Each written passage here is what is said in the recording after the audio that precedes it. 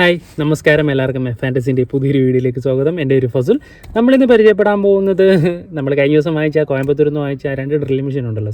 2 drilling machine അല്ല, ഒരു rechargeable കട്ടറും ഒരു റീചാർജബിൾ ഡ്രില്ലിംഗ് മെഷീനും.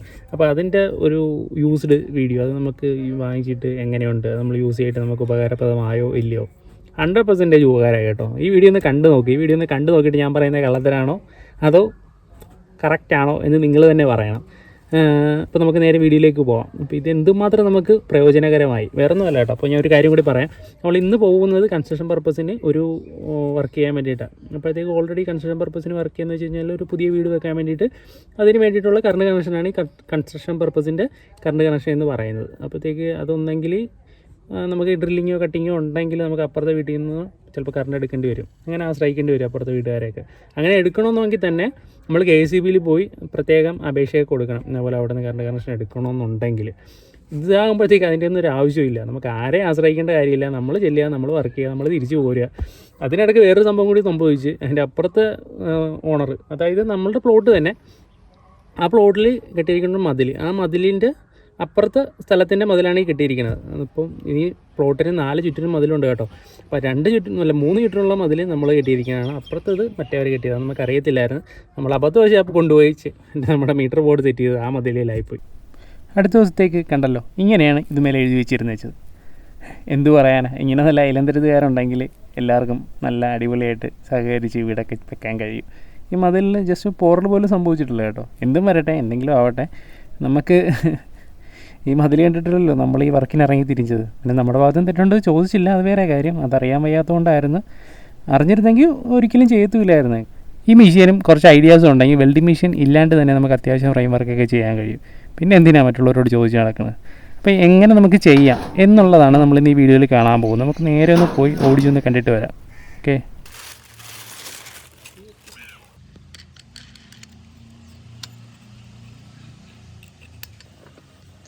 തന്നെ ട്രില്ലർ മാത്രമേ മാത്രമല്ലായിരിക്കും ഇതൊന്നും.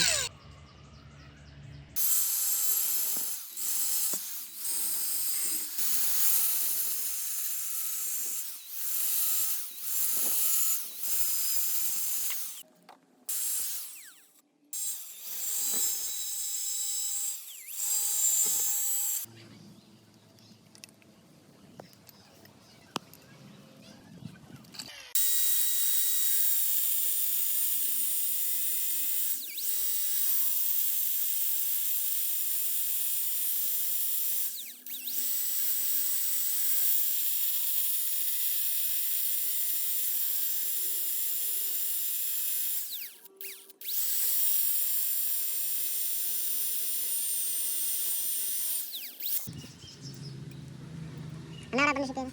ഞാനെങ്കിൽ കേസിൽ വിളിച്ചു.